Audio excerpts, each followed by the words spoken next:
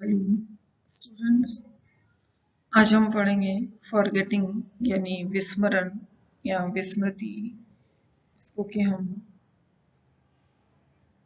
भूलना भी कह सकते हैं सामान्य भाषा में। भूलना और याद रखना दोनों एक दूसरे से जुड़े हुए हैं।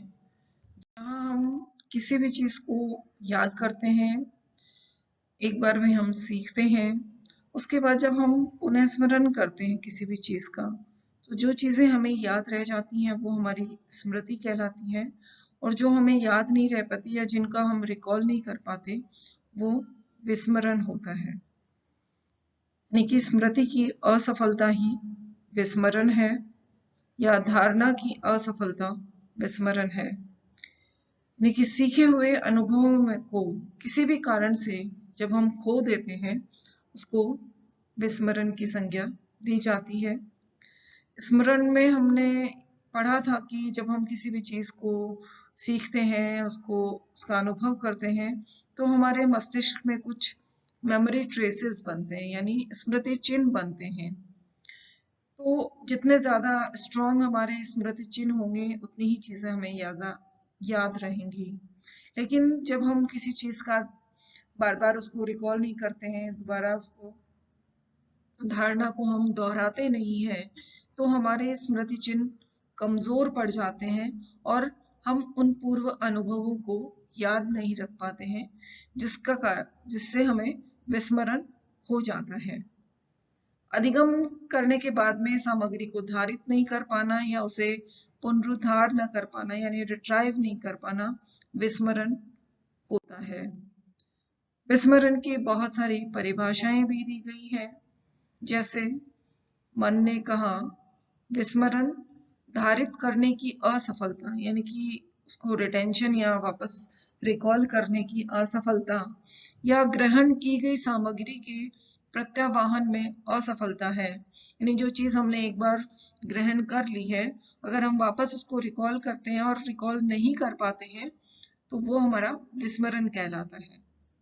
इसी तरह जेम्स ट्रेवर ने भी कहा कि विस्मृति का अर्थ किसी समय प्रयास करने पर भी किसी पूर्व अनुभव का स्मरण करने या पहले सीखे हुए कार्य को करने में असफलता होती है। यानी हमने जैसे क्लास में आज पढ़ाई करी और घर जाके अगर हम दोहराएं कि आज हमें क्लास में क्या पढ़ाया गया था, तो कुछ चीजें हमें याद रह जाती हैं, वो हमारी स्मृति होती है, और कुछ चीजें हम भूल जाते हैं। याद करने पर भी हमें नहीं याद आ पाती कि भाई क्या पढ़ा था।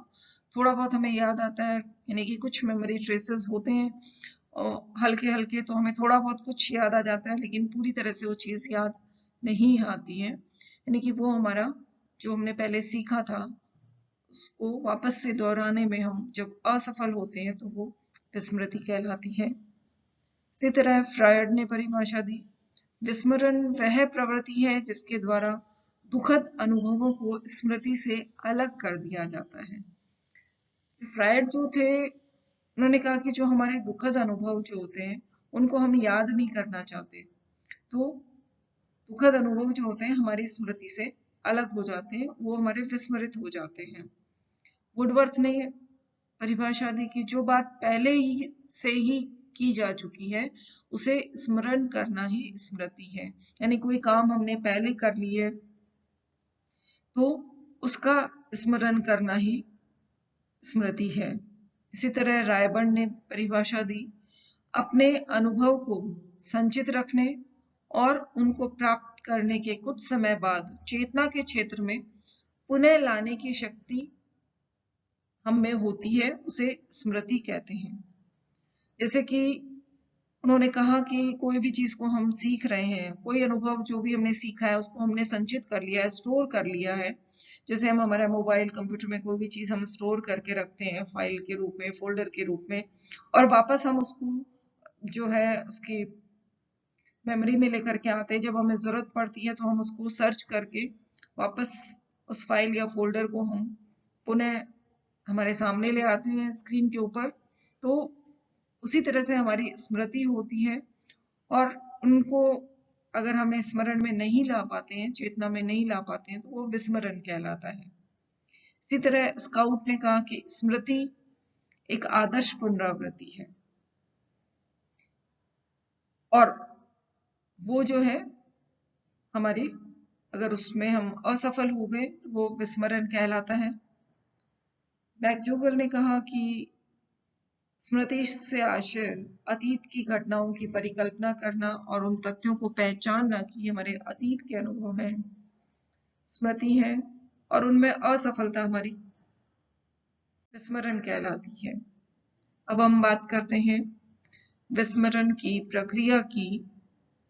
जैसा कि हम इस चित्र में देख पा रहे हैं, धारण और विस्मरण जो होता है, यानी कि मेमोरी और फॉरगेटिंग, दोनों परस्पर संबंधित है। यदि हमारा धारण अधिक मात्रा में होता है तो विस्मरण कम मात्रा में होता है। अगर हमारा धारण कम मात्रा में होता है तो विस्मरण अधिक मात्रा में होता है। विस्मरण एक इस तरह की मानसिक प्रक्रिया है जिसमें हम सीखे गए कार्यों को पुनः हमारी चेतना में लाना संभव नहीं होता है। स्मृति चिन्हों का ह्रास उत्पन्न हो जाता है, वो हमारे विस्मरण का मुख्य कारण होता है। स्मृति, जो भी हमारी सूचनाएं हमें जब प्राप्त होती हैं, वो हमारी संवेदी स्मृति में सबसे पहले चेंज हो जाती हैं। वहां पे वो सेंसरी रजिस्टर्स के रूप में होती हैं। ऐसा जब नहीं होता है तो स्मृति चिन्हों में जो है कमी आने लगती है, वो कमजोर पड़ने लग जाते हैं, नष्ट होने लग जाते हैं और विस्मरण होने लग जाता है। और जब उस संवेदी स्मृति की अवस्था में अगर हम सही ध्यान दें किसी उस चीज पे, तो वो हमारे अल्पकालीन स्मृति में परिवर्तित हो जाती है और हम उसको एनकोड कर लेते हैं। जैसा हम इस पहले चित्र में देख पा रहे हैं कि बहुत सारी सूचनाएं आई हमारे पास, सेंसरी मेमोरी में हमने उसको रजिस्टर किया और हमने थोड़ा उन पे अगर ध्यान दिया तो वो हमारी शॉर्ट टर्म मेमोरी में आ जाती हैं और हम उनको एनकोड कर लेते हैं। और थोड़ा सा भी अगर हम अभ्यास करते हैं उनमें, अभ्यास करने के बाद में हम एलटीएम में वो जो सूचनाएं हमने अभ्यास की थी वो एलटीएम में परिवर्तित हो जाती हैं और हमारी स्थायी रूप से हमारे अंदर संचित हो जाती हैं। सूचनाओं का जो है, अगर और ज्यादा हम सूचनाएं इकट्ठी करते हैं तो पुरानी सूचनाएं हो सकता है उनमें से कुछ विस्मृत हो जाएं, क्योंकि जो हमारी एसटीएम है उसका हमने पिछले स्मृति के वीडियोस में पढ़ा था कि स्मृति का जो हमारा क्षेत्र होता है स्टोरेज का, वो बहुत कम होता है। तो तभी हम नई चीज स्टोर कर पाते हैं जब पुरानी हम उसमें से निकालते हैं। इसके साथ जो है, जब स्मृति हमारी लघु स्मृति से यानी कि एसटीएम से एलटीएम में आ जाती है तो वो एलटीएम के स्टोरेज में प्रवेश कर जाती है, जो कि काफी समय तक हमारे साथ बना रहता है और जब भी हमें जरूरत पड़ती है हम उसको वापस रिट्राइव कर लेते हैं। विस्मरण से हमारी स्मृति की मात्रा घटती है, यानी कि इसको हम, जो विस्मरण है उसको हम नकारात्मक स्मृति भी कह सकते हैं। तो जैसे हमने दूसरे चित्र में हम देख रहे हैं कि हमने हमारी जो सेंस ऑर्गन्स थे, आंख से, कान से, त्वचा से, जो हमारी सेंसरी जो भी स्टिमुलस आया उसको हमने, वो हमारी संवेदी स्मृति में आया, उससे फिर हम ध्यान देते हैं तो वो शॉर्ट टर्म मेमोरी में आता है। अगर वहां उस पर ध्यान नहीं दिया जाता है तो वो नीचे वापस फॉरगेटिंग में चला जाता है और अगर हम उनके ऊपर थोड़ा ध्यान देंगे तो वो हमारी लॉन्ग टर्म मेमोरी में चला जाता है और वो स्टोर हो जाता है। उनमें से कुछ चीजें हमारी विस्मृति में चली जाती हैं। अब आता है विस्मरण वक्र, जिसको हम कहते हैं फॉरगेटिंग कर्व, जिसको हम कहते हैं। अधिगम कोई भी चीज का जब हम करते हैं या हमने कोई चीज सीख ली, याद कर ली, तो अगर कुछ समय अंतरालों पर, विभिन्न समय अंतरालों पर उसके विस्मरण की हम जांच करें तो हमें पता चलेगा कि कितनी तेजी से या किस तरह से विस्मरण होता है। एबिंगहॉस जो थे वो सबसे पहले ऐसे विद्वान थे जिन्होंने फॉरगेटिंग कर्व के बारे में बताया।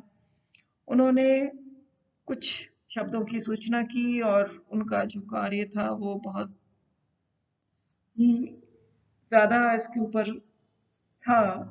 उन्होंने कहा बताया कि अगर हम बचत विधि द्वारा किसी चीज का अधिगम करते हैं और विभिन्न अंतरालों पे उसका स्मरण करते हैं, वापस पुनः स्मरण करते हैं, तो एक फॉरगेटिंग कर्व का निर्माण होता है। जैसा कि हम इस चित्र में देख पा रहे हैं कि एक तरफ हमारे दिन दिखाई दे रहे हैं इसमें कि कोई भी चीज को हमने सीखा है, और दूसरी तरफ रिटेंशन यानी उसको हम जब वापस दोहराते हैं तो उसका प्रतिशत है। अगर किसी चीज को हमने सीखा है, एक दिन बाद अगर हम उसका रिटेंशन करेंगे, वापस उसको हम धारण, तो हमारी लगभग 50% वो स्मृति से चला जाता है। दूसरे दिन उसका और प्रतिशत कम होता चला जाता है स्मृति का, और 7वें दिन तक आते आते हमारी स्मृति जो है वो कम हो जाती है, यानी कि विस्मरण जो है वो बहुत ज्यादा बढ़ जाता है। क्या क्या अब विस्मरण कर्व की या वक्र की विशेषताएं होती हैं कि सबसे पहला है कि समय अंतराल में जैसे जैसे वृद्धि होती है, कोई भी चीज को हमने सीखा है और उसको वापस दोहराने के बीच का जो समय अंतराल अगर बढ़ता जाता है तो विस्मरण में वृद्धि हो जाती है और धारण में कमी हो जाती है। विस्मरण की जो गति होती है वो प्रारंभ में बहुत ज्यादा होती है और बाद में धीरे धीरे कम हो जाती है। अगर हम अभ्यास करते हैं तो उससे विस्मरण की गति मंद हो जाती है। कुछ ऐसे काम हैं जिनको करने से, जैसे हमारी कुछ पेशीय काम है, जैसे हम साइकिल चलाना सीख रहे हैं, हमने मशीन सीखी, तैराकी सीखी, ये इस तरह के काम होते हैं जिनका विस्मरण जो है जल्दी नहीं होता, यानी कि अधिगम सामग्री का स्वरूप जो होता है वो प्रभावित करता है कि विस्मरण होगा कि नहीं होगा। जैसे हम कोई भी चीज को देखते हैं तो अगर हम देख करके, जैसे हम टीवी पे हम कोई विज्ञापन देखते हैं, हमें उसकी स्मृति ज्यादा अच्छे से रहती है। अगर हमें कोई बोल करके सुनाए तो इतनी स्मृति नहीं रहती, यानी कि देख करके स्मृति हमारी जल्दी ज्यादा होती है, उसका विस्मरण हमें कम होता है। इसी तरह किसी काम को अगर हम करके सीखते हैं तो उसका विस्मरण जल्दी नहीं होता या हमें अधिगम उसका जल्दी होता है। विस्मरण हमारे याद करने की विधि से भी प्रभावित होता है। कई बार हम देखते हैं कि किसी को बोल बोल के याद करने की आदत होती है, बोल के याद करता है तो उसे याद हो जाता है, उसका विस्मरण कम होता है। कई लोगों को लिख के याद करने, तो याद करने की विधि जो है उसके ऊपर भी हमारे विस्मरण का प्रभाव होता है। विस्मरण कभी भी 100% नहीं होता, ये नहीं कि हम बिल्कुल 100% भूल गए कि क्या हुआ था। हमें कुछ ना कुछ जरूर याद रहता है। विस्मरण के ऊपर हमारी मस्तिष्क की क्रियाओं का भी प्रभाव होता है। मस्तिष्क की क्रियाएं जैसे हमें अधिगम में, सीखने में, हमारी याद करने में मस्तिष्क हमारा का प्रभाव, मस्तिष्क के ऊपर प्रभाव पड़ता है, मस्तिष्क की क्रियाओं का प्रभाव पड़ता है, उसी तरह विस्मरण के ऊपर भी इनका प्रभाव पड़ता है। अगले वीडियो में हम पढ़ेंगे विस्मरण को प्रभावित करने वाले कारक कौन कौन से हैं। धन्यवाद।